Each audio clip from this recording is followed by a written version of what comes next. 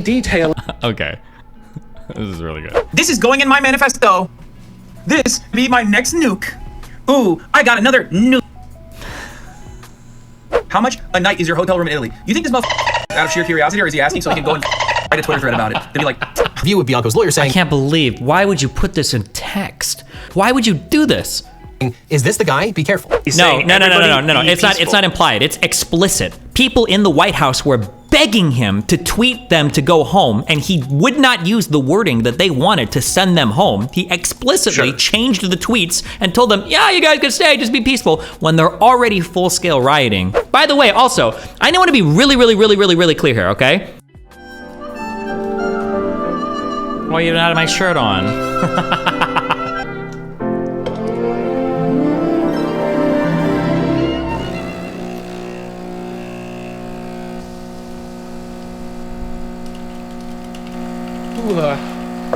Good morning. Morning. I made you copy, just how you like it. Oh, thank you, Stephen.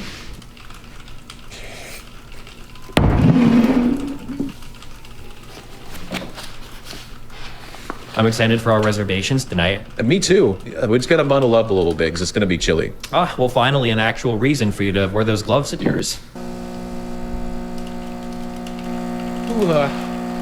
Good morning. Morning. I made you copy, just how you like it. Oh, thank you, Stephen.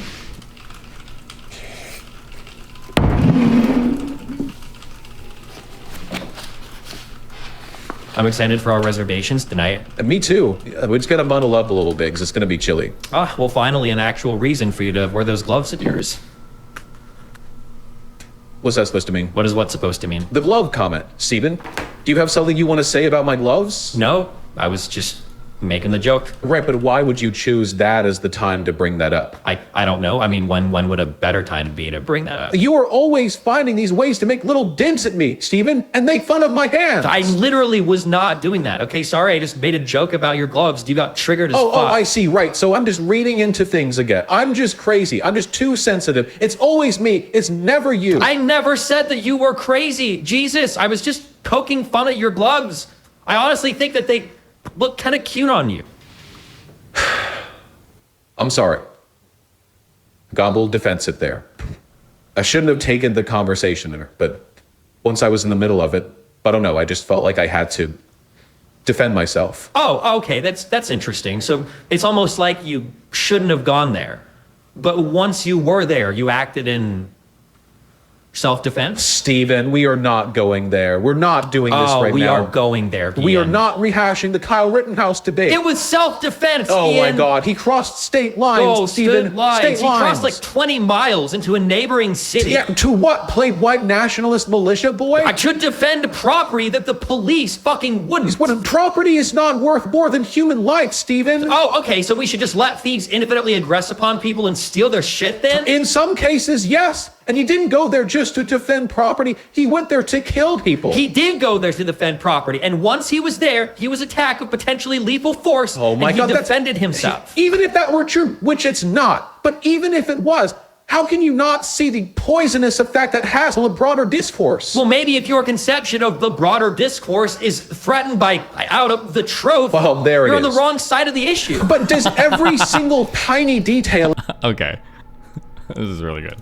of these conflicts have to be broadcast with such disproportionate focus that ultimately just serves the right? Oh, okay, so you are willing. Okay, wait, is this like superimposed over like another, like a movie where all these actions are like lining up and he made the text on it? Or is this like all AI generated, like all the body movements and everything?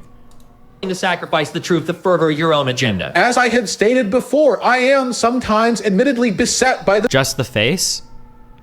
So like, was this person wearing these gloves in the video, or was that added as well, or? Further your own agenda. As I had stated before, I am sometimes admittedly beset by the truth. Oh, okay. Oh, never mind. Okay. I didn't know if this was like part of like another movie and he just captured it. But now that I look at it, oh, he just acted it out and then I understand. Never mind. I'm sorry. I thought this was like a spoof on like some other movie or something. I got it. Never mind. I don't want to go to the restaurant with you anymore. I already made reservations. Cancel them. Fine. Yeah, no, but totally fine. I guess I can always just take Hasan instead. Are you fucking kidding me? At least he's actually a socialist. Hasan is a tanky, Ian. Better a takey than a neoliberal. See, this is the kind of bullshit that I'm talking about. This is why we could never work. This is why I fucking hate you and I fucking hate the left. I swear to God. Why are you so blinded by spite? But because you stabbed me in the back, Ian. You were my friend. You were my brother.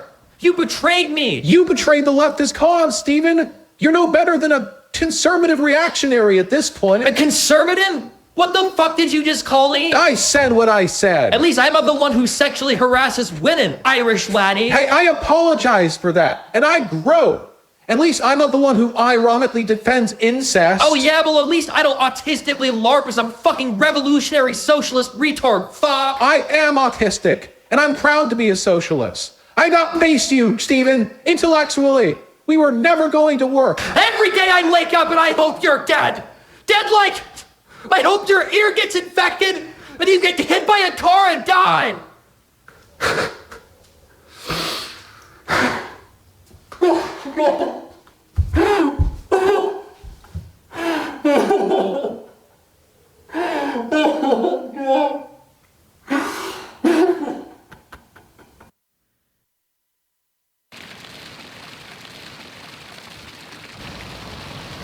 Pen. Hey.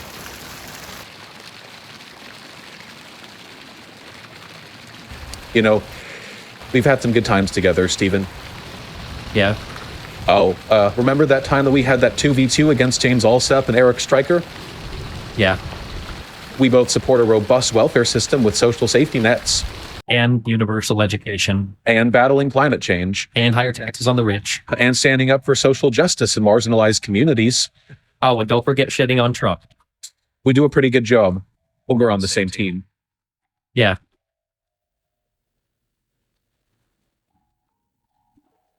You know, Ian, I guess you're all right. For a socialist.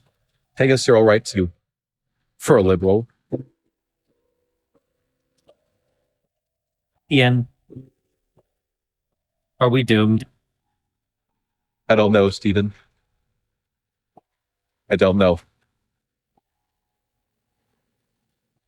So, what are your thoughts on Israel? Jesus Christ. Okay, this and the and that rap battle video. This is good, high quality DGG fan content. Oh, sorry, hold on, just joking. 1 sec, there you go.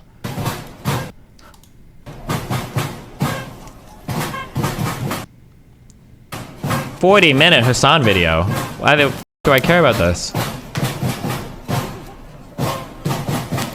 American Christians are so dumb. Wait, Like, who's the guy in the getting- background of Hasan's stream? Mad at like unironic Christian Austrian traditions is so funny. His brother. Oh, okay. Oh my God, Betelgeuse, what the f? What is up with my mod team, dude? Maybe all of the smarmy, annoying, like, manifesto nuke writing lefties on Twitter, or quote unquote lefties, fake on Twitter are right. My mod team does need a cleansing. What the f? And not because they're making edgy jokes and it hurts people's feelings or whatever, but this. I want to Krampus. The f this shit. This is going in my manifesto. This be my next nuke. Ooh, I got another nuke. Why has YouTube been laggy for me lately? Nuke. Anyone that says nuke or manifesto What the f? and is like really invested in that kind of drama between dumbass e-celebs, myself included, is a baboon-brained idiot, unserious child, literally barely surviving due to modern medicine. Do you understand? Totally random tangent. But like, you are so stupid. I will say this Wait, you don't think that's a Vivance joke, is it? I can never tell anymore. You speak so codedly about me. with my entire pussy. Okay, I'll put my entire pussy into it. You are a dumb fuck. You are a dumb bitch. You are so unserious. I hate you. I despise you openly. I don't talk about you. Not I don't think he's talking about. He's talking about Keffel's recent stuff. Yeah, supposedly, yeah. because I'm like scared of the consequences or anything. Mostly because I know that you will take this as an opportunity to like make a larger clout farming operation off of it. But it's because it's so nasty. You come across like antisocial, toxic perverts.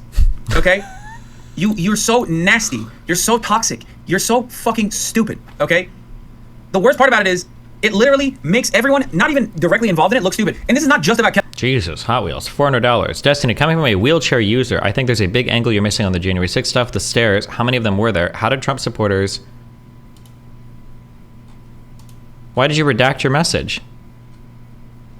Oh shit, was that an accidental $400 donation? Well, listen, hey, 400 bucks. I'm done streaming for today. Thanks a lot, guys. We made our paper. I'm gonna, you know, go have a nice dinner now. Peace. Kevils, by the way, okay, Kefals, or whatever the fuck. It's not just about her. It's about all these other adjacent orbiter communities too. They all do the same shit. They're like, I'm writing a manifesto. And then the manifesto is like, the person in my anarchist commune didn't fucking wash the dishes. Here's a nuke, okay? They're being abusive. That's my nuke. And then like, all of their dumb perverted fans watch it and go, oh my God, this is actual real praxis. You need to clean your mod community to do praxis. Like, shut the f up. Shut the f up. Not a single normal person will understand any single thing that you're bringing up. And the reality is that like, you will give an aneurysm to any normal human if you try to describe any of the things that you're talking about. Anyway. Sorry, it's just like all the shit that I've been trying to get off my chest for the past week or so. Whenever I go on dumbass Twitter and I see like, I don't know, some weirdos, and it even includes my fans, like, sorry guys, but when you see it and you tweet about it, I see it too, and it makes me so mad. I hate it, okay? Because I don't follow any of these dumbasses, these dildos, okay? I follow and interact with you guys. So when you tweet about it and you're like, oh, a 2-hour manifesto, this is real stupid, okay? When you say shit like that, I see it and I'm like, what the f is this about? I'm not gonna watch it. But then I'm like, oh my God, what is going on? The online sphere, the online, you did ask why we don't defend anymore, to be honest. Fair, defend me, you're right, you should. Leftist Twitter discourse is disgusting, okay? It's disgusting, it's why... Oops, that was a big oopsie. Oh, I don't know if I can refund super chats, but good luck. Fascists will always win regardless, and honestly, they have better organizational tools than a lot of you dumb motherfuckers, okay? Not you guys in the chat, straight up. And many of you that, you know, care more about drama and clout farming and fucking being like, ooh, we need to clean house, like trying to moralize whatever idiotic fucking petty drama that you've cultivated for yourself so that like your 3,000 fans can fucking watch and go, oh my God, this is the most serious thing on the planet. Everyone needs to talk about this or whatever the fuck. Is just so harmful, so awful, so shitty. Like, okay, there's 35 minutes left of this. Do I care about any of this? I'm a Twitch streamer, okay? Suck dick. It's not that serious. You. 3K so generous, by the way. 3K when you're drama farming, I guess. It doesn't matter. I hate it. I hate it. It's so stupid. It's fucking idiotic. No sense of solidarity, nothing. And every single person here, there's a dumb bitch doing it right now. How much is it? How much a night is your hotel room in Italy? You think this motherfucker asking out of sheer curiosity, or is he asking so he can go and write a Twitter thread about it? They'd be like, socialist, by the way. He's so I don't know, bro. mad. Expensive, okay? I don't know. Family, expensive as fuck. How about that? Go ahead, write a Twitter thread about how I'm not doing real praxis or some shit. Dumbass, troll ass, motherfuckers constantly repeating the same stupid ass shit. He's mad. Holy shit. Socialism is when you're not allowed to vacation with your family. Or that could have been a very normal question, and I am so permanently brain broken. Yeah, we booked a private jet, so what, socialism is when no airplanes, I guess? Like, yeah, true. That's an antagonistic nature of like online commentary, especially in a space like this, in the streaming space, that I treat everything as a hostile entity. People can be asking me about normal ass questions, and I feel like I unload on them unfairly. This is something I've like endlessly thought about over this past couple of days when I've been offline, where I feel as though I'm just like, I've become like a mean-spirited person. You know, Virtual Meal, thank you for the fucking gazillion subs and MKD as well. Get off the internet, bro. You're on vacation, or do this if you're having fun. No, it's good. This is fun.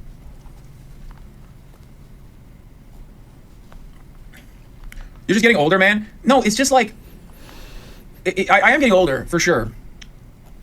But I do think, like, for the first time ever, since I started at the Young Turks, like, 10 years ago at this point, this is the first time in my entire life where I've been like, man, it's taking a toll on me. Well, not the first time. There's definitely been moments where it has. But, like, I look around, and maybe it's because maybe it's my Twitter timeline, but everything I see is just, like, so much toxicity and, like,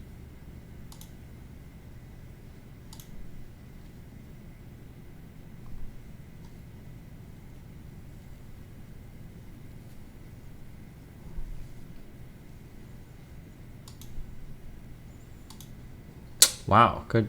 Nice one, YouTube. like infighting from supposed allies and supposed leftists, you know? And it makes me so mad.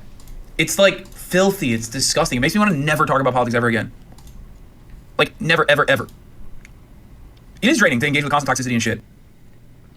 Wow, conservative gaming. Thanks for the 5 gifted subs. We'll see how many viewers I lose in the next 3 weeks. Talking about January 6th. And it is very odd because like when you're an up-and-comer in the space and you get like a little bit of a boost, you don't Bro, I feel like YouTube needs to load fast on this. What happened? even think about like what the long-term consequences of that will be for you. You don't think about what the long-term consequences of that will be for your like efforts in community building. It's literally, it is the 4chanification of the internet. This type of shit was relegated to, ironically, the forums, okay, like Kiwi Farms or 4chan, where like people would develop nukes and like build entire paste bins of content creators that they despise and like have like different clips to show people, be like, this guy's bad, right? Like that's what people used to do. That's what the most like anti-social personality disorder addled motherfuckers. Maine remove Trump from the ballot. Yeah, I mean, we're all just waiting for the Supreme Court. It's gonna get shot down, and then I don't even know what it would look like past that. There's no shot that a 6-3 conservative Supreme Court is going to let this interpretation stand. And then, but I don't know if that means, yeah, I don't know what that'll look like. Or I guess they'll probably just clarify, like, more specifically, like what requirements need to be met. Actually, I'm super curious what that would look like. Because, like, what if the Supreme Court, for instance, says that, like, a possible ruling could be, we're interpreting this amendment to mean that there needs to be like some criminal conviction in at least one state or something. Because if they do that, and then if Jack Smith's case goes through and then Trump is convicted there, does that mean he gets removed from the ballot again? Or, yeah, I have no idea. Where's Josiah at? Where's Pisco at? It may codify that a conviction is required. Maybe, yeah. But that sounds like it would be adding a lot to an amendment. Like even for an activist court, it feels like that would be, or I don't know, actually, I don't even know if that's true. Maybe that wouldn't be a big addition. I don't know if there have been Supreme Court rulings in the past where they've like clarified language so hardcore in the Constitution or in an amendment before. I'm not sure. What would you want to happen? I think the spirit of the amendment is like clear, and any red-blooded American should obviously agree with it. The problem is the majority of Trump supporters don't give a fuck about the country and they only care about Trump. And these are not patriotic people. These are not the neocons of the past. They hate the country just as much as any crazy commie does. Obviously, if somebody is engaged in treason or insurrection or rebellion against the United States and they were prior an oath taker, by definition, you've failed your oath. The oath is supposed to be to the Constitution. Trump has literally tweeted out, I need to suspend the Constitution to fight the election fraud, right? Obviously, this person should be disqualified from ever holding office again. That is obvious. But in today's world, with everything being so unprecedented, now everything is just so weird. Like, here's the issue that I have with this conversation. Conservatives will cope, and conservatives will say something along the lines of like this. Here, a dumb conservative will say, well, no, anybody should be able to. That's a dumb conservative. The slightly smarter conservatives, okay, so like 75 IQ, okay, will say something like, well, at the very least, a conviction should be required. Bullshit. You don't believe that, because if it goes to court and Trump gets convicted, you're just going to say it was a kangaroo court anyway. You're going to say, oh, well, that's bullshit. Obviously, all the fucking courts are rigged. Obviously, it's Biden's DOJ and blah, blah, blah. So no, even if the conviction then goes through, and even if conservatives say, well, at least a conviction should be required, I don't think a conviction is going to satisfy these people, because they didn't trust the courts in any of the other prior rulings that shot down all the Jstlk, all the other bullshit relating to election fraud. So why the f do they accept any court ruling on insurrection or rebellion? They don't even like the 3 convictions that came out, or any of the hundreds of convictions that came out for the minor crimes related to Jstlk. Why would any conservative trust a conviction from any court ever? So, yeah, I don't know. I don't know. I don't even know if there's a ruling that could satisfy everybody. Yeah, I don't know. Who knows?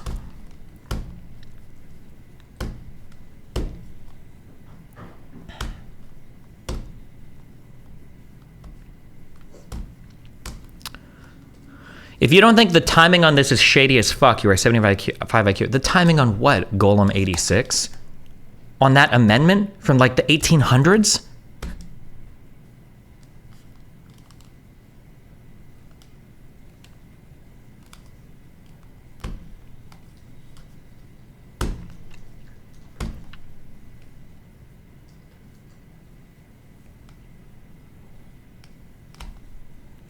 The Jan 6th conviction seemed legit, but the BLM conviction sure didn't seem to be proportionate to that, LOL. What do you mean? How many thousands of people were arrested? Wasn't it like 10,000? How many we'll look at even convictions related to BLM protests. There were 14,000 arrests, but I don't know how many of these actually led to convictions over the George Floyd protests.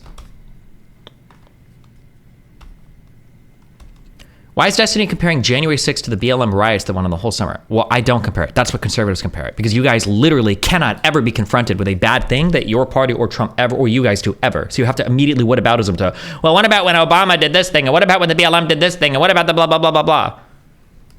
Are these people even Republicans anymore? No, they're not Republicans and they're not conservatives. You just call them Trumples. That's it. It is a more accurate comparison. Like if Trump ran third party, at least half the people that support him would vote for Trump. These people are not Republicans. They're not conservatives. They're some other weird amalgamation of like dog shit, social media, QAnon brain poisoning, and whatever well water they're drinking too much of. Bro, what was I just caught some random shit on Legal Eagle. What the is that case with the lady lawyer that had gone on to do work for Trump, that had told that other girl that was working at some Trump property to ditch her lawyer and take some $15,000 settlement against like a sexual harassment? Does anybody know what I'm talking about? Bro, how can the people that Trump surrounds himself with, no, I don't think it's Sidney Powell. I don't think it was Sidney Powell. It's another lawyer. This is like the dumbest shit I've ever seen in my entire life. I caught like 2 minutes of this on like a Legal Eagle channel. Hey, Legal Eagles,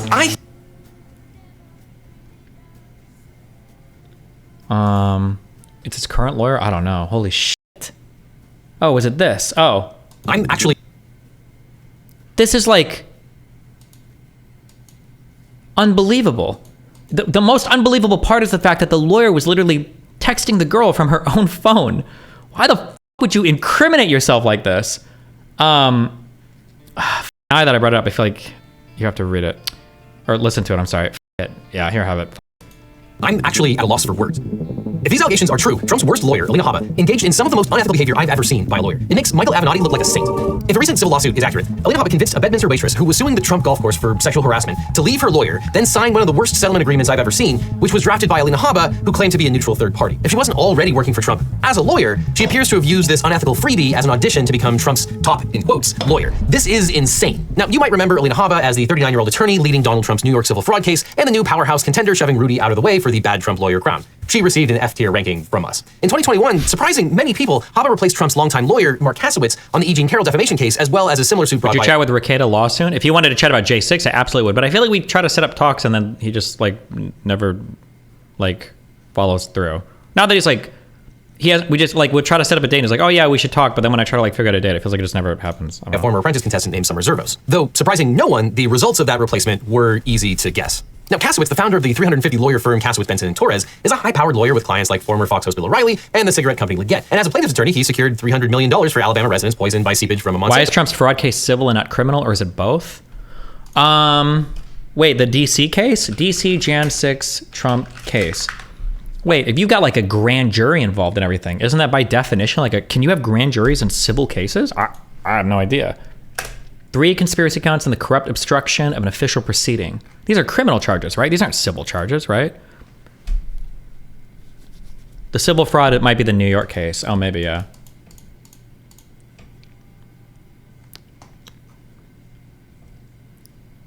Wait, what is the difference between like civil and criminal? I thought civil was like you're not breaking, you're not necessarily breaking a law, but you're like violating another citizen somehow. How do we, I'm curious, what is, hold on. Civil cases usually involve disputes between people, organizations, while criminal cases allege a violation of a criminal law. Yeah. Why would the New York one be civil? I thought the New York one would have been criminal. Wouldn't it have been? Because the law that was broken was a law relating to like election stuff, no? Some states have civil grand juries. If it's civil, it could become criminal. Let's see, link. Appeals, lawsuit against Trump over the Jan 6 rights can move forward on appeals court. Huh.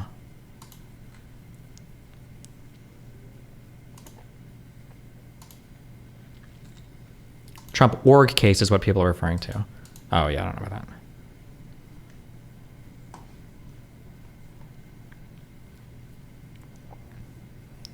I think that like criminal cases can generate civil liabilities, right? Like if you were criminally convicted of something, other people might come after you civilly as a result of that, or in conjunction with that maybe, right?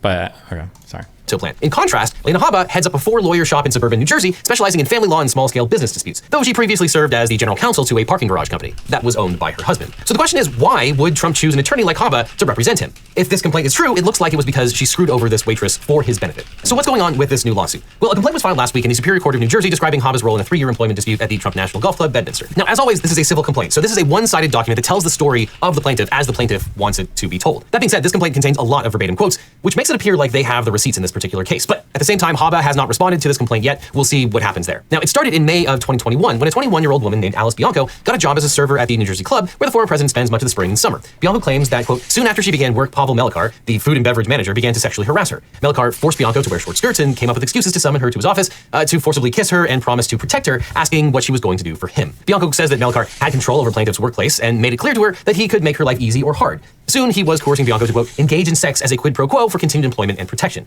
allegedly claiming that, quote, he could do what he wanted because he runs the place. As proof, he showed Bianco, quote, videos of Donald Trump praising him, indicating his closeness to Donald Trump so that she knew he was powerful. Jesus. In July, Bianco says that she refused to put up with Melikar's advances anymore, telling him, quote, I don't want you, I never wanted you, get away from me. After this, she says Melikar retaliated by, quote, giving her unfair job assignments and allowing his henchmen to abuse her and steal her tips. Now, if true, this would be a textbook example of sexual harassment under federal and state anti-discrimination laws. The New Jersey Attorney General's Division of Civil Rights defines quid pro quo harassment as, quote, when a benefit like a promotion is conditioned on sexual favors, or when an adverse action like being fired is threatened if you refuse a sexual advance. It also notes that, quote, the New Jersey law against discrimination prohibits an employer from retaliating against you for objecting to sexual harassment, filing a sexual harassment complaint, or for exercising or attempting to exercise any rights under the law. Now, allegedly that same month, another female coworker who claimed to have been harassed by Melikar delivered a letter to, quote, a member of Donald Trump's personal staff, describing a, quote, toxic and sexist work environment as a result of poor managing from higher management. The letter alleged multiple occurrences of sexual harassment and specifically stated that Melikar had, quote, forced a female server to perform sexual actions with him and covered it up by stating that he was protecting her while paying her and giving her gifts to remain silent. The letter writer said she had told the club's general manager, Dave Schutzenhofer, about Melikar's behavior, but, quote, little to no action has been taken. Now, after receiving this letter, the club's human resources officer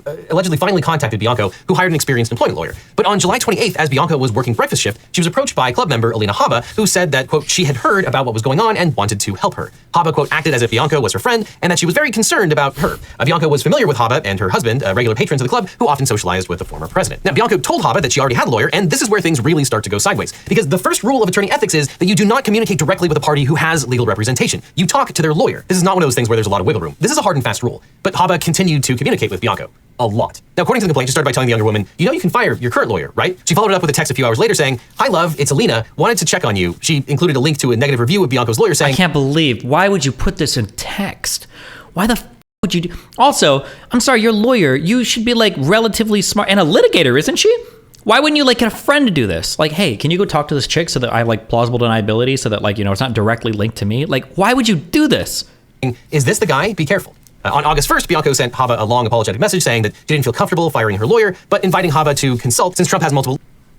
Dominion sued Fox for defamation. Couldn't they sue Trump as well? Or is the president immune from being sued? I think they are suing Trump too, right? Aren't they? Lawyers, it isn't a bad idea for me to have multiple attorneys to figure out how best to handle this situation. But Haba did not want to consult. So 4 days later, Bianco climbed into Haba's matte black G-Wagon in the parking lot of the Trump club. Haba allegedly, quote, knew all about Bianco's claims and alluded to facts that could be used to publicly embarrass her, saying, quote, with your past, maybe you can get a paltry sum. Haba went on to tell Bianco, I can help you, I can protect you, and warned her that, quote, attorneys want to take control from you. Foreshadowing, Bianco probably should have taken that last sentence at face value. Now, according to the complaint, Haba advised Bianco to, quote, ignore her lawyer's texts, emails, and calls, and it worked. The next day, Bianco texted to say, quote, I did exactly what you said, nothing, LMFAO, and the lawyer texted me this morning and fired me, LMFAOO. I don't get it, but whatever. After that, things moved fast. As Bianco texted her new friend, quote, I love you so much, and best friend, I love you, Haba prepared the paperwork. On August 11th, Bianco arrived at Haba's office to sign a non-disclosure agreement she hadn't seen, and which she'd been discouraged from allowing an outside lawyer to review. The terms were not in her favor. The agreement contained a confidentiality clause, which barred her from talking about the harassment she'd suffered, or even the existence of the agreement to anyone but her accountant. But the thing is, under New Jersey law, a provision in any employment contract or settlement agreement which conceals the details relating to a claim of discrimination, retaliation, or harassment is against public policy and unenforceable against a current or former employee. In plain English, allowing employers to silence employees about sexual harassment and workplace discrimination is bad for society because it allows employers to simply pay money and continue doing horrible illegal things. And so in 2019, New Jersey made these confidentiality provisions unenforceable by employers. But at the same time, the law mandates that any confidentiality agreement to settle a claim of workplace discrimination must include a, quote, bold, prominently placed notice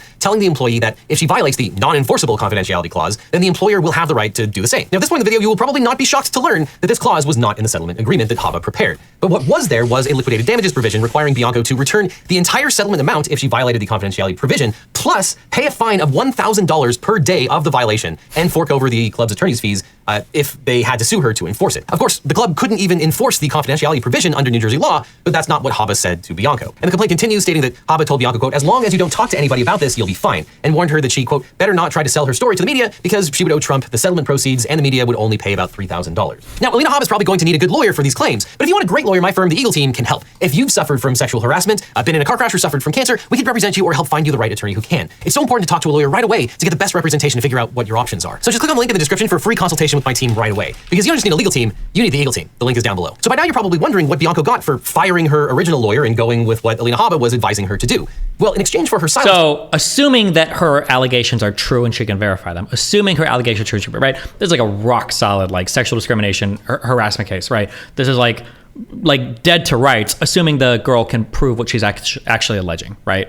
Assuming she can prove what she's actually alleging, okay? So, wealthy guy, wealthy job, boss is literally quid pro quo, sexually harassing her for this job, okay? This was the settlement that this other lawyer lady negotiated for, okay? About the sexual abuse, Bianco was given what is only described in the document as a, quote, paltry sum. Legal columnist Liz Dye points out at lawandchaospod.com that one of Haba's texts suggests that the amount was $15,000. And that would indeed... $15K. Be a paltry sum. Basically, it's missing at least one, if not two zeros on it, for a 21-year-old who was basically raped by her manager to avoid being fired. And to add insult to injury, Bianco says that Haba deceived her about who would pay the taxes on the settlement funds. She says that Haba told her that the money would be tax-free and that the club would pay for the therapy she was getting to deal with the trauma from her abuse. In fact, the agreement explicitly states that Bianco was responsible for paying her own taxes, but since Haba never provided Bianco a copy of the agreement, that came as a surprise when the young woman went to file her taxes and saw that she was on the hook the next year. But by then, Haba was formally representing Trump in multiple civil cases and had all but ghosted her young friend. After the draconian settlement agreement was signed, when Bianco texted to ask about the tax issue, Haba repeatedly fobbed her off on the club saying, quote, I really can't give you legal advice. Or as Bianco put it in her complaint, quote, what Miss Haba really meant by saying I can't technically give you legal advice was that she was now done with plaintiff. Haba didn't need to text heart emojis anymore. She had accomplished her goal of protecting Donald Trump and of silencing Miss Bianco. And yeah, that raises a very interesting and legally important question. Who was Haba representing in this deal? In her complaint, Bianco alleges that, quote, Haba held herself up as a neutral party, mediating between two good friends, but that, quote, she was secretly working to advance the interests of the club and Donald Trump. Note that this is not an allegation that Haba was actually formally working for Trump, just that she was interested in protecting him and not simply looking out for the younger woman in a tough spot. And it's very clear that Haba was trying to protect her own interests in the settlement contract. A section entitled, quote, waiver of right to independent counsel says that, quote, neither party was represented by counsel and that this agreement was prepared by a neutral attorney who, quote, is acting for the sole purpose of drafting the agreement of the parties and that the neutral attorney is released from any and all responsibility or liability in connection with the drafting of the agreement. The document also claims that both parties were, quote, advised to obtain independent legal counsel and that they had both read and understood the contents and legal effect of the agreement, both of which are boilerplate provisions in every contract, but Bianco claims that she never had the opportunity to review the terms of the agreement before signing it and that Haba encouraged her to fire her lawyer and not seek legal advice, saying, quote, I'm trying to help you, you're going to make it more difficult. And as a lawyer, I can tell you that this looks really terrible. Telling someone not to have an attorney read over a document when you are an attorney purporting to be a neutral third party. It's just so unbelievable, especially to a 21-year-old girl with a suit of this magnitude, right? Although in the end, it was just a $15,000 settlement, I guess, huh? Like, I mean, some of these things just don't make sense. And this case was filed in the Superior Court of the New Jersey Chancery Division for Middlesex County. Chancery courts are courts of equity, not law. In New Jersey, this means that you go there when you want a judge to order someone to do something, not when you're seeking money damages or a regular jury trial. And right now, Bianco wants 4 things from the court. With respect to the agreement, she wants the court to declare the settlement agreement void because it was induced by fraud, and she's asking the court to enjoin the Bedminster Club from enforcing it. So in the short term, she wants to be able to speak publicly about what happened and know that she won't get sued for it. In reality, New Jersey law would bar any lawsuit to enforce the confidentiality provisions. But Bianco's complaint makes liberal use of the words Trump and fraud, while describing the settlement as basically insulting. And if her allegations and the $15,000 number are correct, then she's probably right. Before she can do anything about that, though, Bianco needs the Chancery Court to declare the entire contract void, at which point she'll be free to, well, that's an interesting question. Bianco's attorney is Nancy. Just like an unbelievable, story. Christ. Is this one of Trump's main lawyers right now? I'm not familiar with the current Trump because he's gone through so many legal teams. I don't even know. Maine's top election officials removed former President Donald Trump from the state's 2024 ballot in a surprising decision based on the 14th Amendment's insurrectionist ban. The story is breaking, will be updated. RIP. I guess we're just waiting for all of this to go to the Supreme Court anyway, right? The Colorado one, but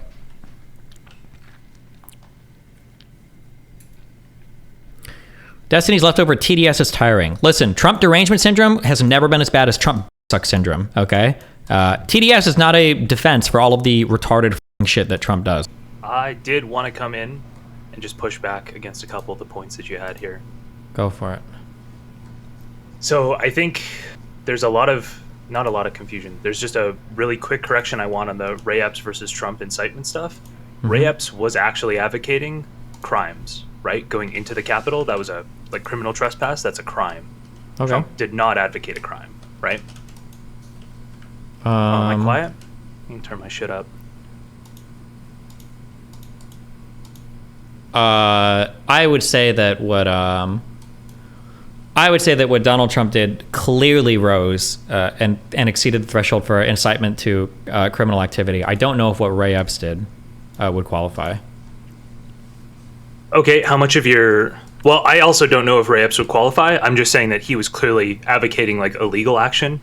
I don't think it probably doesn't rise to imminent, right? Like I think imminent. Yeah, the imminency thing is hard, and also I don't know. know if he knew. I don't know if this matters though. I don't know if he knew that going into the Capitol building is a crime. I don't know if he knew that or not. I'm not sure if that matters. Oh, possible. Yeah, possible. But also, I think the imminent thing, I don't know if his statement will qualify. I think Donald Trump knew what was going to happen. I think he'd said as much, and I think he was fully like understanding of the process that would unfold. I think that his action afterwards, I think, clearly demonstrates his intent in sending people there. I think what Trump did clearly like passes that threshold for incitement to violence. Ray Epps might have, but I don't know if it would or not. I'm not sure. Okay, so if Trump's plan was, hey, I think the election is stolen, and I want the biggest optical show of force. I want to have this picture like of people like not rioting but protesting outside the Capitol. I want that picture to basically campaign with the next 4 years. If that was his plan, how would what he said look different? What do you mean? What was his plan? To not have people go in, or? Yeah, if he just wanted people to go down there and protest peacefully, but be like very energetic, right? He wanted the clips, the video clips, the pictures, so that he could campaign on that. Say, look how energized everyone is. Look how upset they are over the stolen election. Yeah, I think it would be something along the lines of like, make your voices heard. Let's go to the Capitol. Let's protest. Like, they should be like the largest protest. Blah blah blah. Shit like that, probably. So that's how he ended his protest. Let me find the quote here. I don't care. I don't care about the single quote. The overarching theme was that the country was being stolen. Mike Pence was probably the only guy that could save us. That if you don't fight, you're going to lose your country. That everything was corrupt and rigged. That the whole process had like been turned against them, and we need to go march to the Capitol and take our country back. That was like, I don't care about one line. If you're going to throw one quote at me, yeah. I should also add, I think he undoubtedly wanted to pressure Mike Pence into going through with that other plan. I think he definitely wanted to do that. But in terms of like them breaching into the Capitol, I don't know if there's evidence that he wanted that. I think there's more likely explanations from when they breach and his like lack of conduct. I think basically him essentially throwing a fit that Mike Pence didn't listen to him and wanting shit to basically being like a bitch and throwing a fit, you know, by not doing anything, by kind of just tweeting and not really saying go home. I think that's way more likely than him thinking any action that they took by physically entering the Capitol and scaring everybody. I don't think there's any reason to believe that he thought that would change the outcome of the election. I don't know what he would have believed. It's hard to say. It seemed to be that he thought that Vice President Pence could literally change the outcome of the election. It seemed like he believed that. If he really believed that, would it really be that far of a stretch for him to think that like enough of a show of force at the Capitol with enough protesters there could also cause the politicians to change their mind? Is that really that big of a stretch? Yeah, I'm basically saying I don't think he wanted the physical like entry into the Capitol. I don't think he wanted that. If you're going to say that the protest happening out there and trying to pressure Pence with the protest rises to insurrection, I'm not even going to argue that. I disagree, but like that, we're just arguing over definitions, right? If he didn't, okay, let's say that I run with some of this, and I can kind of buy some. Let's say we run with some of this. Why wouldn't he take any effort to quell the protests? He seemed to understand how angry everybody was. He knew that there were people with... What do you mean? Aside from the two tweets, like during the riot, saying like, please be peaceful, remain peaceful. Those tweets were instigating tweets. Which tweets do you want to go over? Because the first two that he did were instigators. Yep, he definitely instigated with the Pence didn't have the courage to do. But then after that, he tweeted twice. Hold on. What was the next tweet after the Pence one? I don't know the exact order, but we can pull it up. Just send me a link or does anybody have I'll the just look at chat. Trump Jan 6 chat in just a second. Tweet timelines? There is like a timeline that actually exists.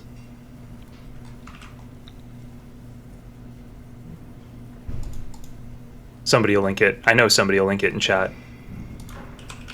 Actually, just hold on. There's a Donald Trump Twitter archive, and he hasn't really tweeted that much since. So Trump criticizes Pence in a tweet, slamming Pence for refusing to... Okay, I don't want to read the summary. Oh my God, you're not going to link the exact tweet? CNN, fuck you. We know this tweet. So the first tweet at 2:24 p.m., right? Yeah. Right? At this point, the Capitol is already breached, right? At 2:24. Yep. People are already inside the Capitol. And Yep. Trump tweets attacking Pence for not couing the government, while his supporters that he sent down there are invading the Capitol building where the peaceful transfer of power is supposed to be taking place, right? We agree with that, right? Yep. So this is the bitch baby fit trying to smash shit because he didn't get his way, in my opinion. What was his way? He wanted Pence to change it. Coup but the he didn't want government. it to- So he didn't get his way in couing the government, but he also sent his protesters. Via pressure, right? This was he is recognizing his failure. His stuff after this is, if you think that's him recognizing that Pence didn't do it, then I don't think any of us would agree that he thinks they could, what's the word? That they could change anything by just being there, right? Or even breaking into the Capitol. Like, nothing's going to change. Nobody thinks that the election's changing because they break into the Capitol, right? Maybe the protesters think that, but nobody who's like logically sitting outside of that very emotionally charged space thinks that. Maybe, I don't know. The next tweet that Trump says is, I think about an hour later. So at this point, do you know what time Ashley Babbitt was shot? That's not true. So wait, what's 10 not true? minutes, 14 minutes later, he tweets, "Please support our Capitol Police and law enforcement. They are truly on the side of our country. Stay peaceful." And then 30 minutes after that, he tweets, or 45 minutes after that, he tweets, "I'm asking for everyone at the U.S. Capitol to remain peaceful, no violence. Remember, we are the party of law and order. Respect the law of our great men and women in blue. Thank you." Yes. So Okay. the Capitol's already been breached. Ashley Yep. Babbitt is already shot by 2:44, Yep. right? Yep. Okay, I had to find out the next Trump tweet. Oh, okay, this was before. That was right before that, okay? So the Capitol's already breached, okay? There's already violence and fighting, yes. And Yep. Trump is tweeting, telling his protesters to remain in the Capitol. Remain peaceful. What does that mean? Remain peaceful when there's already a full-scale riot in the Capitol. You said that he asked them to remain in the Capitol. It is remain peaceful. Everybody at the Capitol, please remain peaceful. Why wouldn't you say go home? Why would you want them to remain there at all? I don't think he wanted them to remain. There's no implication he wants them to remain. Sorry, anywhere. hold on. He's No. saying everybody be It's not. It's peaceful. not implied. It's explicit. People in the White House were begging him to tweet them to go home, and he would not use the wording that they wanted to send them home. He explicitly Sure. changed the tweets and told them, "Yeah, you guys can stay. Just be peaceful." When they're already full-scale rioting at the So at the there is Capitol. no. You just said explicitly he tells them to stay. Can you show me that tweet where he explicitly tells them to stay? When you say, hold on.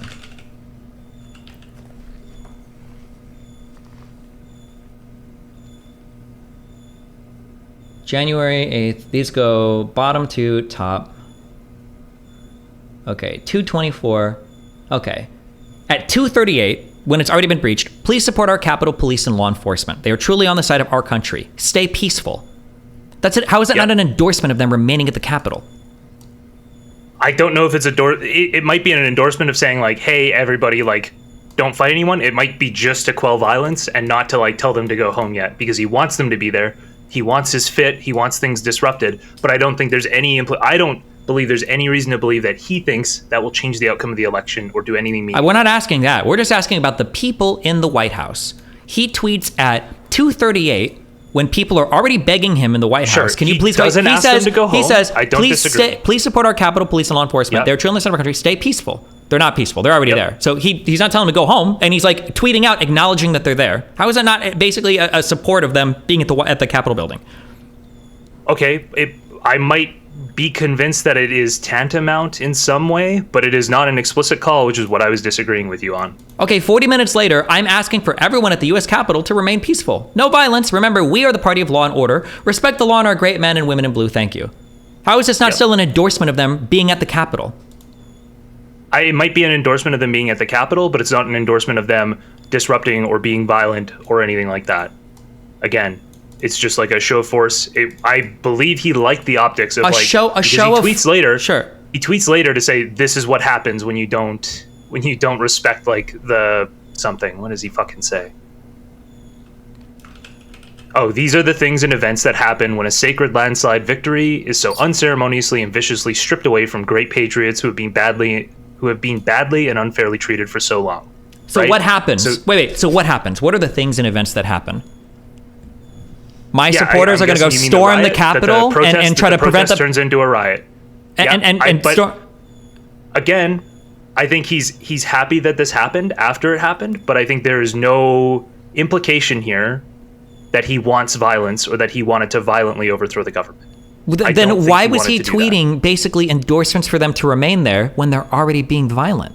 When everyone at the White House is begging him to call them for them off? to remain if they're staying peaceful. That's not that. You can't turn a riot back peaceful. They're already all trespassing at the very least. Then why would... Okay, fine. If you can't turn it back peaceful, why would him telling them to go home make a difference? Because that's literally what happened, and because they're there because he told them to be there. How many videos did we just watch today of people like, oh, Trump told us to go home, let's go. It was in that one lady's indictment. Oh, Trump told us to go home, let's leave. As soon as he told people to go home, they eventually started to filter out. Okay. If him telling him to go home wouldn't have changed, why wouldn't he have just said in the beginning for plausible deniability at like 220 or whatever? Yeah, I don't know. I don't think he's a very smart person.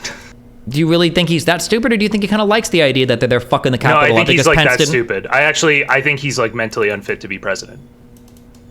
I mean, that's a theory that you can go with, but he was smart enough to have this massive fucking protest on the exact same time where they're certifying the vote and then telling all of them to march down to the White House afterwards, and he wanted to go with them and be with them there. What do you think that would have looked like? If Donald Trump would have been allowed to go with his protesters to the Capitol building to protest. By the way, also, I want to be really clear here, okay? They're not protesting voter fraud. They're not protesting a rigged election. They're not protesting the system. They are protesting the certification of the Electoral College vote. That's what they're there to protest. So what would it have looked like if he would have gone with them? Yeah, I think I wish he would have gone with them, really. I wish they would have let him go with them, because then you would get a perfect indication of what his thoughts were. So you would have either seen him saying, you guys have to stop being violent, or you would have seen him say, like, go for it, I guess. You would have had like an explicit declaration. I think if he wouldn't even tweet for them to be peaceful, why the fuck would he try to pull them off when he's at the actual Capitol building himself? He did tweet for them to be peaceful multiple times. When he knew they were already there causing violence and not tweeting for them to go home. I'm just responding to the things you're saying. I'm not okay. I'm not making positive claims, right? Because I understand you get on Trump and you get a little crazy. Not nearly as crazy as some of these other people you've talked to. Holy and fuck. You're telling me the billionaire president of the United States was just too stupid to understand what was going on, but I'm the one being crazy. Well, you just said he wasn't willing to tweet stay peaceful, and we just had been covering him saying stay peaceful. What? So, when did I say he wasn't willing to tweet stay peaceful? I said he wasn't willing to send his people home.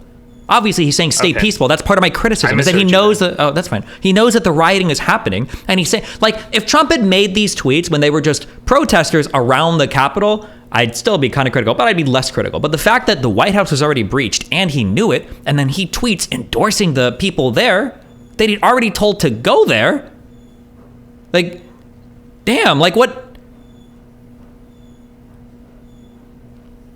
Okay. Yeah. People are saying I misspoke. Apparently, I said he didn't tell people to be peaceful. If I did, I'm sorry, I misspoke there. We've read the tweets. He's obviously he's telling people to stay there and be peaceful, but he already knows that there's rioting happening. Your position. I'm just saying, when you're speaking to his like state of mind, I think I've presented an equally valid alternative for what he was doing that, in my mind, makes him unfit to be president, but does not make him guilty of insurrection. Okay, and what is I'm sorry, can you give me your alternative? So what do you think he wanted to happen? That he wanted them to go and protest peacefully, and then once they started rioting, he basically was like, yeah, fuck it, Pence fucked me over, fuck these people. But I don't think he wanted any. I think from that point, he was thinking, we can't turn the election, it's over, fuck these people. What was his goal in sending people to the Capitol to protest? To get the image of the people who are there energized and upset about the election being stolen, so he can campaign on that for the next 4 years. We'll campaign on that in 4 years, right? No, for the next 4 years. He has basically been campaigning since he lost. He's literally never stopped saying that the election was stolen. Okay. Do you think that the FBI, I haven't gotten that far in the executive summary, but I'm curious. So you're aware that the FBI knew that there was like Oathbreaker activity, or I keep saying Oathbreaker, that there was Oathkeeper activity in the DC area, Yeah, I do right? that same. Yeah, I've done that same misspeak. Yeah. I mean, I think I'm vaguely aware of a lot of the Same. accusations that people knew ahead of time. Yeah, I'm vaguely aware of this, but also like I'm pretty sure that's why there were certain people that got expelled from DC because the FBI was like keeping tabs on people, and a couple people got tossed because they're like, we know what you're up here for, like get the fuck out of here. I think that happened ahead of time because they were. I'm curious. Do you think Trump was informed of any of the potential of violence? I'm curious. I haven't gotten to that in the executive summary. That would be pretty damning if he was as well. But I haven't gotten to that. I don't know if that's the case. I don't need that to already think that this is all pretty damning. But I'm curious if Trump was informed ahead of time. That would change my mind significantly if he was informed that, hey, there are people with a plot to go and like what I don't know what the Oath Keeper's plot was. Was it to kidnap Pelosi or something? I think there's something targeting Pelosi. If Trump had been informed of that directly and then basically sent his protesters down there, so again, this all goes to me believing he's mentally unfit, because if you can make the argument that he just wanted them to go protest in spite of all of the information he had, but you have to admit that he's mentally unfit then, right? That he couldn't put those pieces together, that like, oh, if I don't know if, send everybody sure. down there and they're this upset that it could turn in, like it could spiral into violence. I don't think I see that's much where of I'm like at. Trump being mentally unfit. Like it feels like for the most part, like he's kind of like dumb, but like for the most part, I don't think he's like mentally unfit in terms of the delusion. I think it's a delusion that the election is stolen from him. So you think he honestly in spite of all believes the it was information stolen? he's gotten. I do think he honestly believes it was stolen, and there's multiple things at play here, but I think one of them is stalling for time. I don't actually think he wanted Pence to overthrow. He wanted Pence to basically throw things into chaos, so things had to go to courts, and that I believe that he believed he would win out in courts or something along those lines. Is there right? any other issue that he's expressed this level of delusion over, or is it just his? It's just his losses. Well, I mean, I don't know. Don't you think that haven't like thought if about he that. was delusional about this? Here's like a thing, because I could see this. If he was delusional about this, don't you think he would have been saying the whole time, like, we're going to win this election. It's going to be the biggest win you've ever seen. Let's going to win. Like, the election day is happening and the votes are only like, yeah, let's go. Like, count the ballots. We're going to win, blah, blah, blah, blah, blah. If that was like a delusional person, then afterwards he's like, what? How the f did we lose? We won. I know we've won this. I feel like that would be a delusional man's state of mind. He thought he was going to win. He thought he had the popular support, even after he thought he did. But that wasn't what he did. He started calling out exactly how he would lose years beforehand. Even in 2016 against Hillary, he claimed that there was going to be a rigged election when he didn't know he was going to win. In this election, he claimed there was going to be a rigged election in so many different ways that like random people would tell him about, and then his own people would tell him this didn't happen. And then he'd repeat those same false claims. Like, this doesn't look like a delusional person when I look at his actions. Now that I've seen them laid out more clearly, it looks like a guy who knows what's going on and is very like purposefully trying to obscure and lie and cheat to maintain power. He doesn't seem delusional at all. I actually disagree completely. I think he globs on to whatever unhinged theory he can that makes it so that he didn't lose. Yeah, I agree with you. But Actually- when you say that I don't think that's the mind of a delusional person. Like, if let's say that I delusionally believed that like your mom was in love with me, right? I wouldn't need like random people DMing me Careful the now. most obscure, crazy things. I would just believe it 'cause I'm delusional. I know your mom loves me. Like she emailed me one time. But if I've got to do like all these other things that people message me, like, okay, well, hold on. Well, like, I mean, she did log into Facebook once, and you know, we're still mutual friends, and she hasn't really. Well, that now it seems like I'm reaching. It seems like I'm doing like an intentional effort to ease the cognitive dissonance because she probably doesn't love me. I know this. Fuck me. And I'm like reaching hard, like having like extra legal teams like Trump did, or getting all these other because keep in mind that when Trump is getting fed this information too, he's also asking his team like, hey, can you look into this? Hey, can you verify this? Hey, can you validate this? Because that's what he keeps asking his like campaign staff, and they all keep coming back with like, no, this isn't real. That just doesn't, to me, that doesn't feel like a delusional man. It feels like somebody who knows he lost. He's just like trying to find any reason to argue that he didn't. Okay, in my mind, he believes that there was fraud. I think there's a lot of stuff leading up to the election with regards to it being the COVID election and all the mail-in ballots, right? And there was stuff with some states, I've talked about this, but basically some states like redid their signature verification and basically like how they validated ballots, right? Some states basically they loosened a lot of their restrictions, and I believe that the argument Republicans had for that was, oh, they're just going to cheat and like fake a bunch of mail-in ballots. I think the actual argument they made was, well, we invalidated like 10% of mail-in ballots, and if we're going to have 40% of our entire voting system run on mail-in ballots, we can't invalidate 10% of them. That is like fucking retarded. right? So I think that was what happened, and there was some arguments there. So I think he wanted to prove that he was cheated in that way, basically like a lot of faked mail-in ballots, and thought he needed time. But as soon as that was planted as a seed in his mind, if he was going to lose, that was exactly what happened. Was a bunch of mail-in ballots were fabricated. They just needed time to prove. Sure, but then if that was what we thought, wouldn't that one drone guy earlier linked me a bunch of videos of have you read that article that people always cite, like the shadow people that protected the election or whatever the fuck?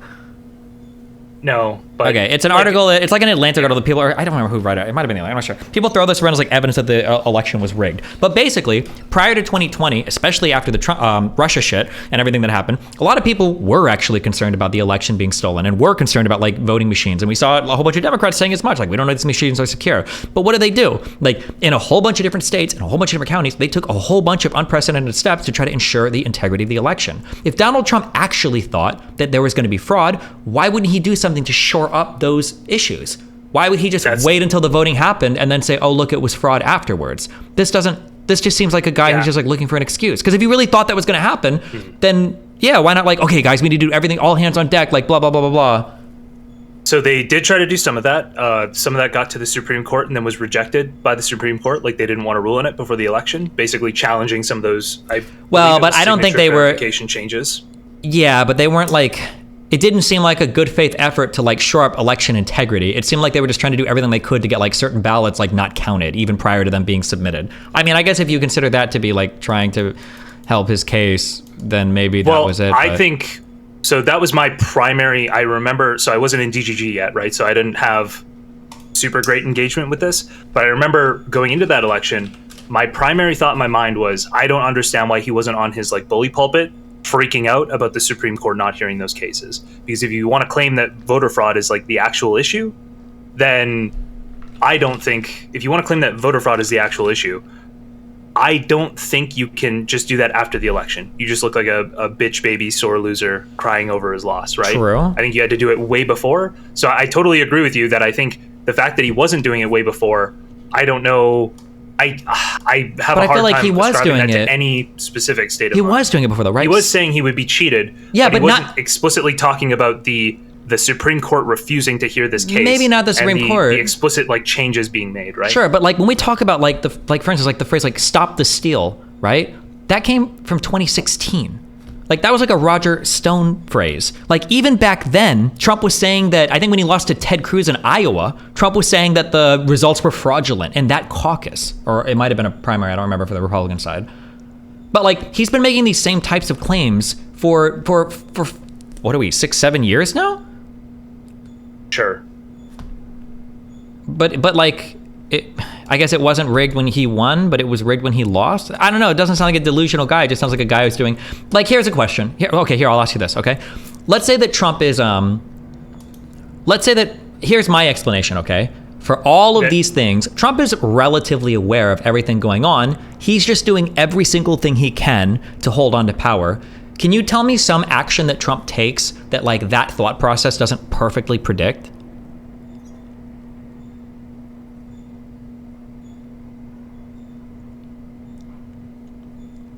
I mean, I guess you would probably, if that was his primary motivating factor, then I believe there would have been some usage of the military or National Guard in some way. I mean, I think he kind of wanted it on Jan 6, but he didn't push hard into it. If you assume that Miller's conversation is real, where Trump was saying you might need like 10,000 National Guard people there, but I can kind of agree that maybe he could have tried to mobilize the military, although that's a pretty overt coup. But is there any action that he did take that you think isn't explained by that?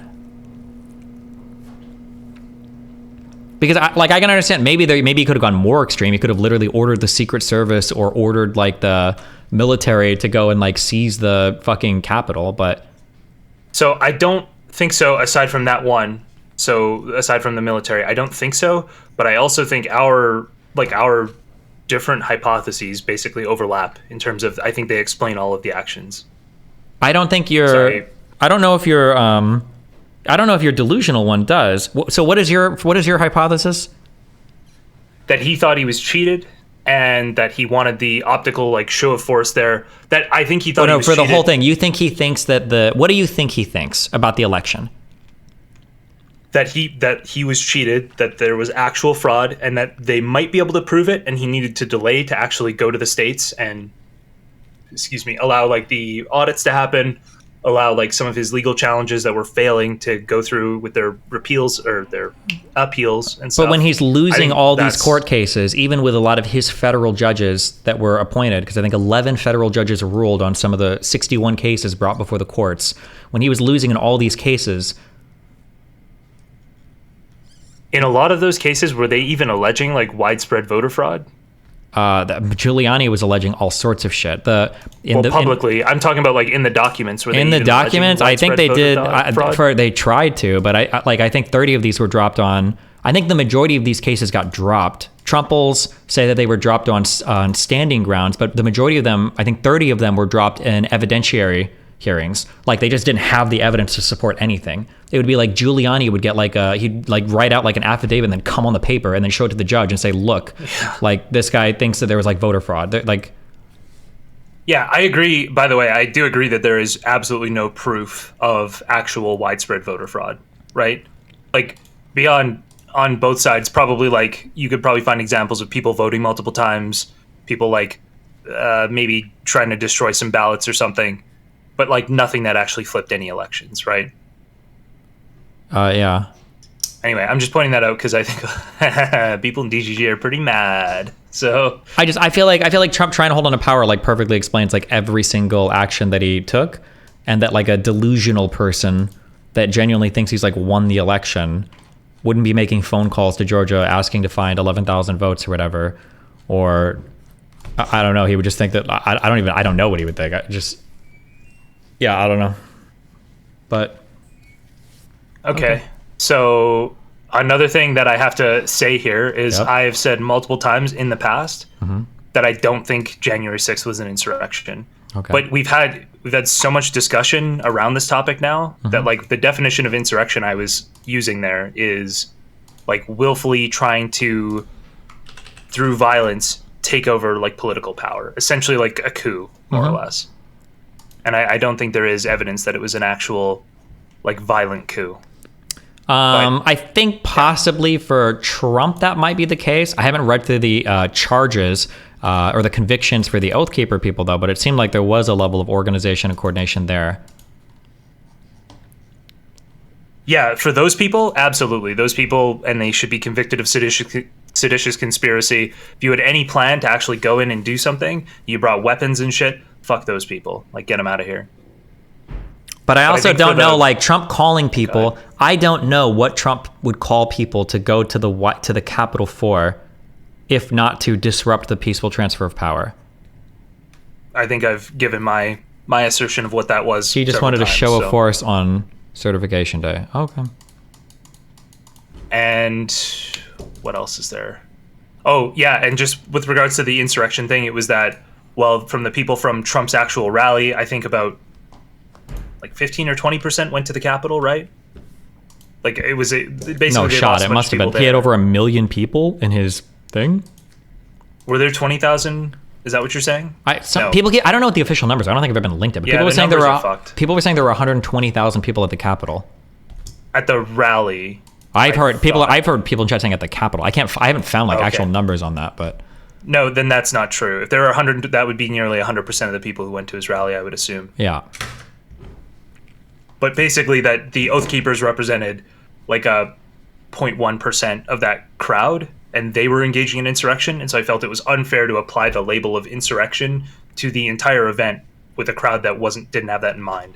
I guess my kind of, but it's reasoning. like hard to know because like I don't know why the people are going to the Capitol. Yeah. It Anyways, feels hard it's to like imagine they're going been a there while just to ago, right? protest when they're going there to protest the peaceful transfer of power. That's like a really weird protest. I don't think it's a weird protest, but To protest the peaceful transfer of power in a democracy? I think, but that's not what they're protesting in their minds, right? I understand that is what they're protesting, according to you and probably most sane people. But to them, they're protesting the election that was stolen, right? I don't know. I guess what do they think that when Trump is talking about Pence acting, what do they all think that he wants Pence to do? So I don't think they see that as a coup or insurrection, right? They see that as like legitimate power of Pence to do that. I actually disagree. So No, wait, stop, hold on. Wait, Jesus. stop, hold on. I disagree, actually. I think that they do believe it's an insurrection. I think that the actual position that conservatives need to be forced to defend is they need to defend why they think the insurrection was justified. Because when all the protesters are marching down there and they're shouting 1776, what are they referencing? Sure. I believe those people are thinking that they're going to make some difference, but I think that is after being in that environment for several hours. Make some difference. What are they referencing? But I'm just saying that, like, when you talk about 1776, what are you referencing? Sorry, I'm Canadian. 1776 was probably them rising up against the. Yeah, it was the American Revolutionary War. We revolted against the British and we founded our country. I was pretty sure. I was like 90%. What was that, Jstlk? Was the Revolutionary War an insurrection? Was it? Yeah, of course it was. I didn't study this in school. Again. Hold on, you're Canadian. Oh wait, you guys never did revolt. Never mind. So, can you give a single example of an insurrection in history? I'm going to say the Whiskey Rebellion because you said that was an insurrection. Okay. Was the Whiskey Rebellion an attempted coup? I don't know what the Whiskey Rebellion was, so you're going to have to explain that to me. Wait, as well. So can you give a rationale for a single insurrection in history? Sure, probably there would have been events leading up to whatever the Civil War was, the American Civil War, right? Okay. So the Whiskey Rebellion was them just doing like a violent show of force against officers of the government, right? Against the. You agree that was an insurrection, right? That was an insurrection, wasn't it? Were they? Yes or no? Again, Do you have an opinion? Wait, stop. Wait, hold on. Let's redefine this. Wait, what is an insurrection again? So that's why I was saying. So there's just some quotes people are throwing at me from chat where I said because I have argued that it wasn't an insurrection, but it was operating from a definition of insurrection that was essentially indistinguishable from a coup. Yeah, a dumb definition. Okay. Okay, wait, Pisco, can you wait? What's the difference between an insurrection Yeah. and a coup? Because I feel like they're both pretty similar. Yeah, So maybe a coup has as its object what Jstlk is saying, where the aim is to overthrow the government. An insurrection doesn't need that. That's just a violent show of force against authority, seeking to undermine the very structures of authority. Okay. If you look to the Colorado Supreme Court opinion, they give a definition there. They don't adopt it, but it's a good one, and it encompasses the Whiskey Rebellion and the Civil War. Wait, can you tell me? Wait. Use? And also, wait, real quick. So, what would the difference? Wouldn't any like civil disobedience be an insurrection, or how does a civil disobedience not count as an insurrection? No. The specific purpose has to be to obstruct the underlying structures of government. Sure, That's but like separate careful, because I'm going to from say like general law. if we look at like the Rosa Parks, like all the bus protests and shit, you are literally disrupting a particular part of the government in order to effect. It needs to be done with force or threat of force, so that would not qualify. Okay, so civil disobedience the LA doesn't. riots, the Rodney King stuff. Absolutely was insurrection. They invoked the Insurrection Act for that.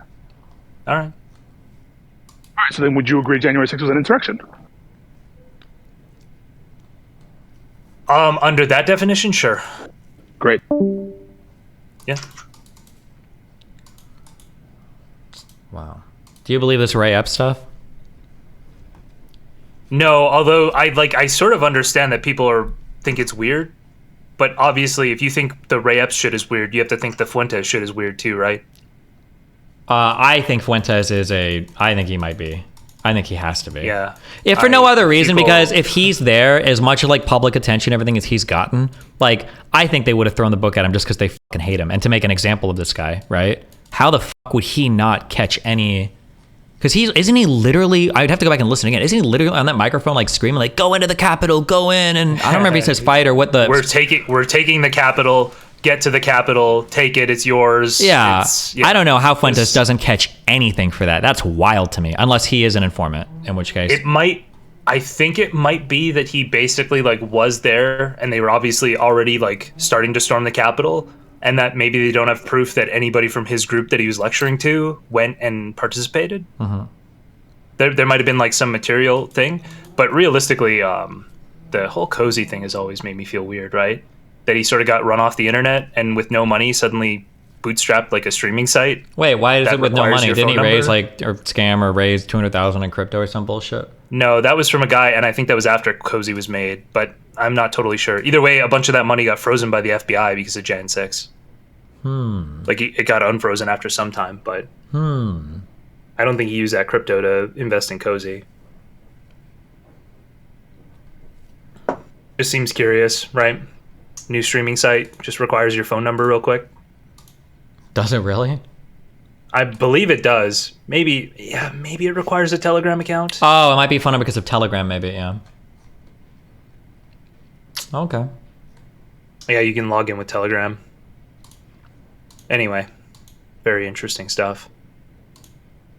Yeah, I don't know. I had those disagreements. I think I've had like some other small disagreements with you, but by and large, like, I realize we're far apart on what we want to call things, but in terms of like how we interpret the facts, I don't think we're that far apart. So, okay. Well, I love you. Be careful. All right. Cool. I'll show myself out. Be careful. That guy's a Fed.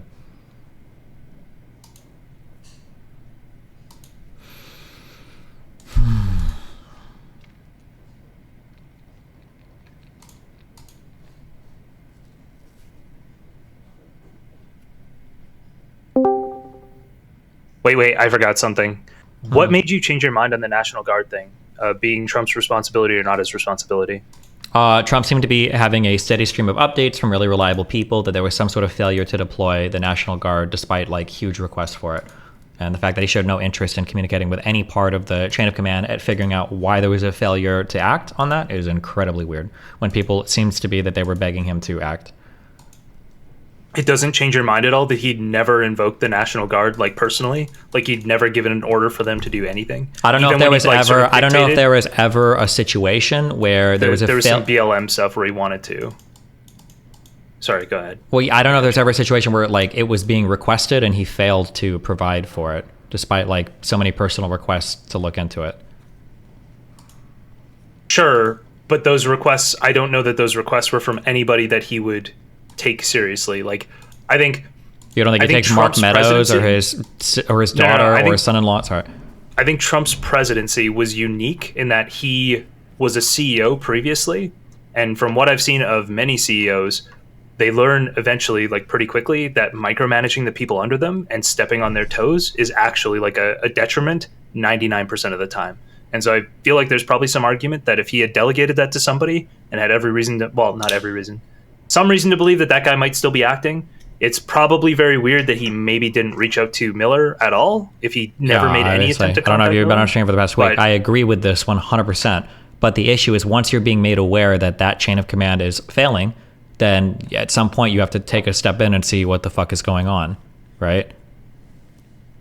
And there's evidence that he didn't do that at all. He doesn't claim that he, because there's a lot of things that were Absolutely nothing. communicated that he had invoked the National Guard, right? Mark Meadows was literally sitting outside, I think in the like whatever center room, and people were going up to him. It's like, the fuck is happening?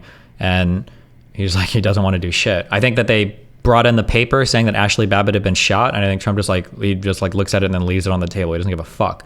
And then people are going and begging him to tweet. He knows that shit is fucked.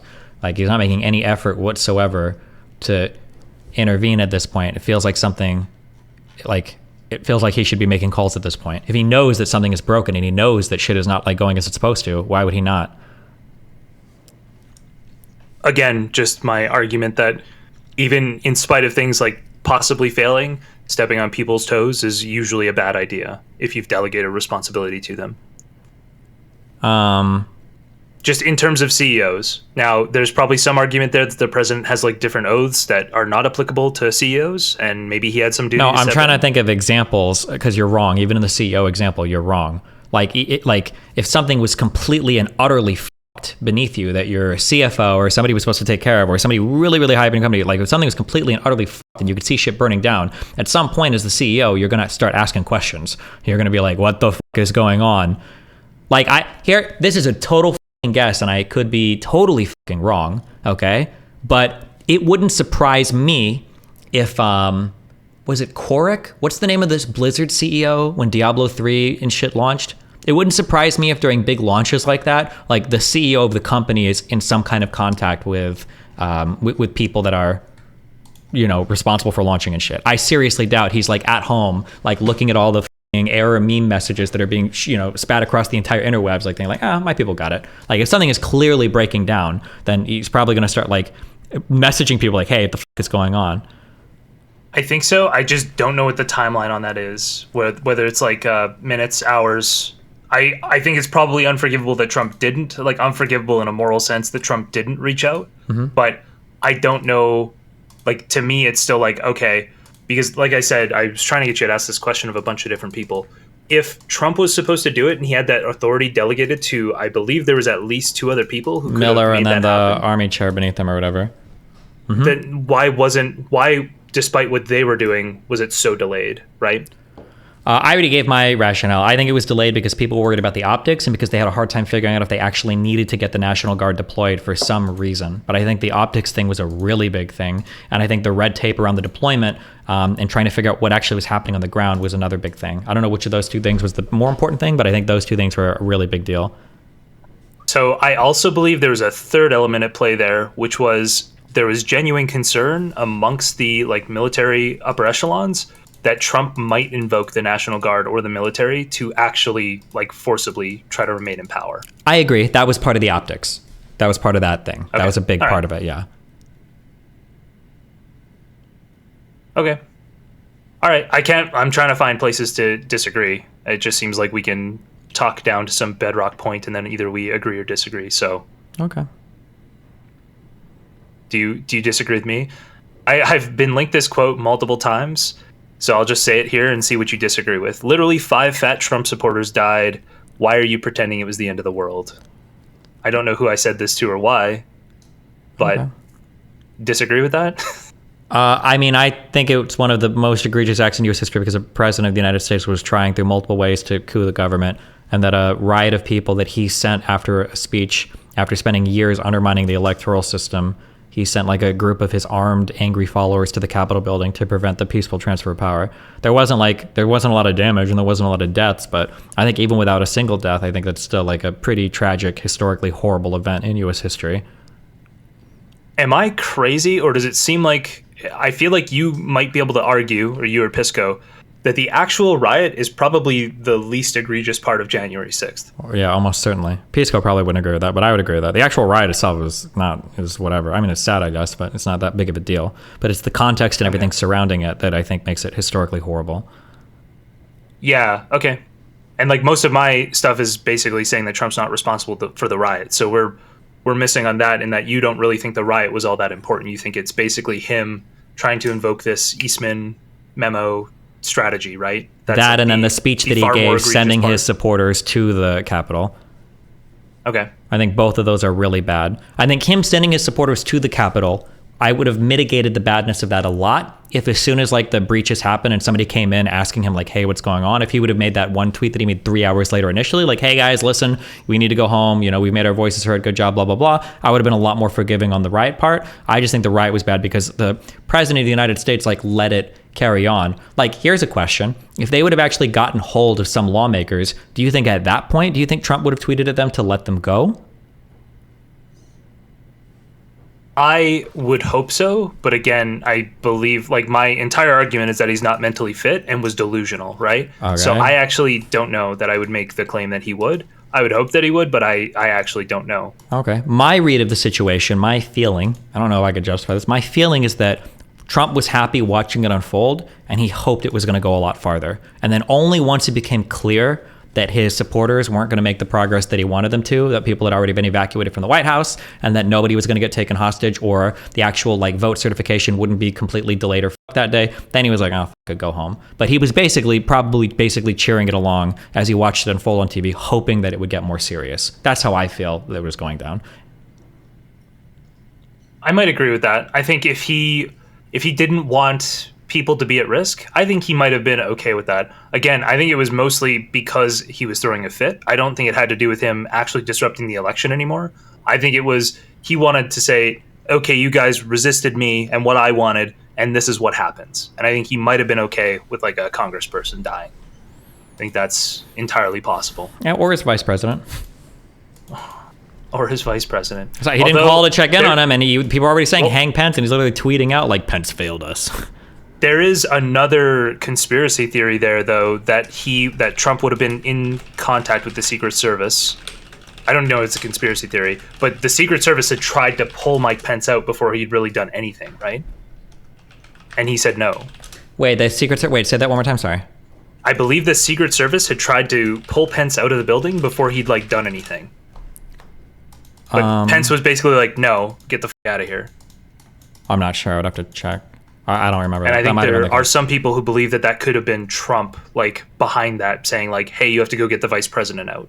I've never heard that. No, this is not true. I know this isn't true because if this was true, I would have heard this. There's no shot. Okay. I feel like I've heard it, I want to say from Ruminate, but I'm not totally sure. Okay. I guess I'll have to look more into it. All right. Anything else? No, that's it. Okay, I love you. Have a good one. See ya. Bye.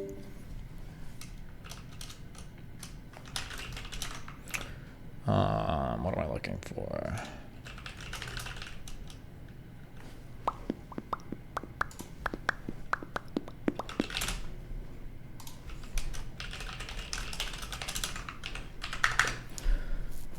I'm pretty sure the claim was that Pence was scared of his own Secret Service destiny, not that he thought Trump's. Oh, maybe. All right, let's speed this real quick so we can be done with Ray Epps forever. Another story that's been brewing tonight. So for weeks, as you know, the January 6th committee has been holding hearings. They've been widely covered on the other channels. We haven't seen the news value in them. But there is a bit of news to emerge from that story, and we want to get to it now. So the New York Times has written hundreds and hundreds of articles about January 6th since it happened, describing it as a riot, an insurrection.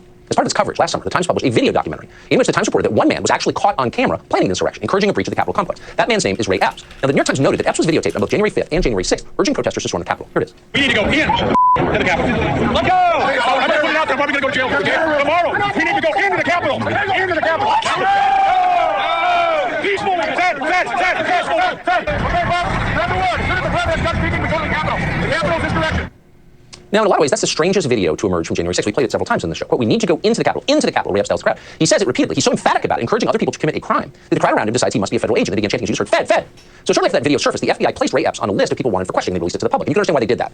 According to the Justice Department, what Ray Epps did on that video is a federal crime. In fact, the Biden administration has charged several people with seditious conspiracy for doing precisely what you just saw Ray Epps do, urging others to enter the Capitol complex on January 6th. Here, for example, is a quote from a DOJ press release. It describes the federal case against 5 members of the so-called Proud Boys, who people are supposed to be terrified of. Quote, on January 6, 2021, the defendants directed, mobilized, and led members of the crowd onto the Capitol grounds and into the Capitol. End quote. Again, that's what you just saw Ray. Is that all they did? We stand outside and shout?